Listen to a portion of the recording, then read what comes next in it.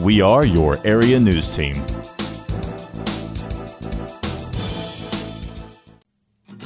Welcome to Agriculture in East Texas, sponsored by Shelby Savings Bank. This time we visited farmer and rancher Ronnie Wolfe in Timpson, Texas. Well, my relationship with farming started off, I was born on a one-horse farm over in Panola County near Gary, and we raised cotton and corn, and my mother and daddy, all they ever did was sharecrop, and that's how I was introduced to farming early on. While giving me a tour of his land, he showed me his garden and his mini orchard.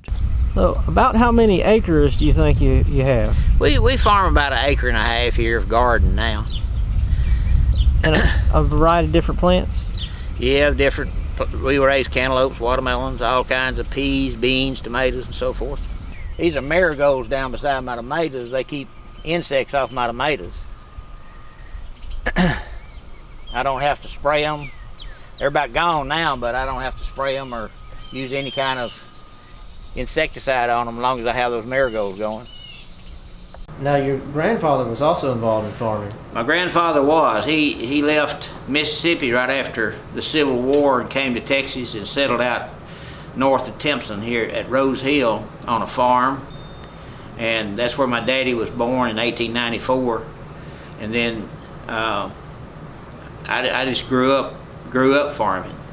My parents convinced me early on that the only way I could get out of that sharecropper system that we were in, and that's where you farm for a landowner, and he gets 1/3 of the cotton and 1/4 of the corn, because cotton and corn were our money crops back then. While touring his farm, I got to not only see his garden, but his pasture land as well. And I got to see his cows. The Wolfe family farm currently has around 100 head of cattle. How many pounds of meat do you get off a typical cow? Well, a cow she should have a calf every year. If she don't, she needs to go to the sale barn. So we wean our calves at about 500, a little over, depending on whether or not we got the grass to do it. So this cow has some kind of flies that are biting it. Yeah, so they're horn flies, and we fight that all the time, because an excess of horn flies will cause anaplasmosis in cattle, which is a blood-borne blood pathogen that eats up the blood cells, and it will virtually cause death in cattle if they get bad enough. So we fight it. We feed right now mineral in our mineral troughs. We spray, and we also, when we worm our cattle, we use a pour-on wormer, and that helps deter them. So we fight them every way we can. We started farming tomatoes in the late 50s. Timpson had 4 tomato sheds. Gary had like 4 or 5 tomato sheds. And we shipped tomatoes north, and the green market here, the green tomato market here, was very viable. East Texas was still one of the best places in the world to grow tomatoes, and so we started growing tomatoes, and for our money crop. That's how I went to college, with tomatoes. We've got a nice crop of goat weeds here that I haven't bush hogged yet, because until yesterday, we've been in more or less a drought situation here around Timpson, and I didn't want to destroy any of my grass, so I just kind of let it grow until now. But we always are looking for the former and latter rains, as mentioned in the scriptures. The former rains, you got to have it to get the grass started or get the crop started. The latter rains, you got to have it to finish the crops. And being a farmer all my life, we always depended on the former and latter rains. And what did you get a degree in? I finished school from SFA in 1969 with a degree in math and physics with a minor in agriculture, and that sent me into the teaching industry, but I farmed all during the time I was teaching. You was a teacher for around 48 years.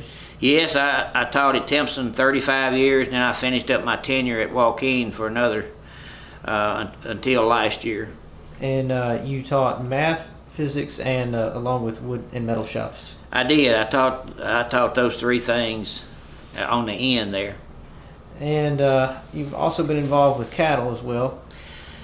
Joyce and I, when we got married in the 80s, we went in the cattle business about 1990, and we've run mother cows. You know, we try to keep 100 head of mother cows, which means that all while I was teaching, she was baling hay, mowing pastures, and taking care of the farm while I was at school. And then when I got out of school, of course, I'd help her, and we maintained our cattle and farming operation right along with teaching.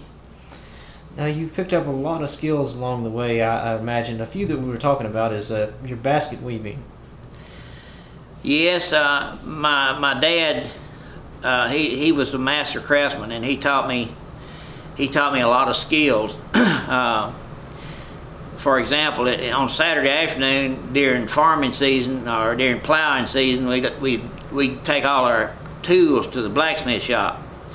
So I learned how to blacksmith at the elbow of a master craftsman over at Gary, and my dad also taught me how to do things like weave baskets.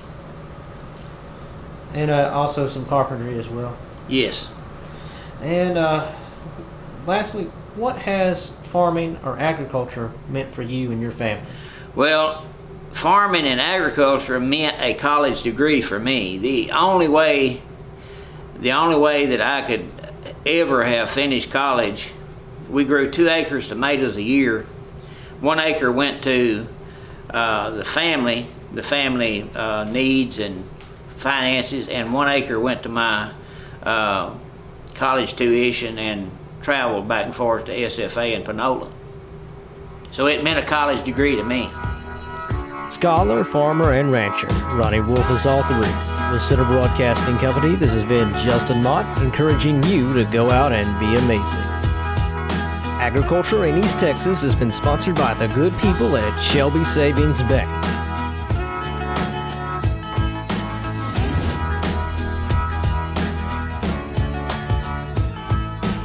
cbc-radio.com, keeping you connected wherever you go.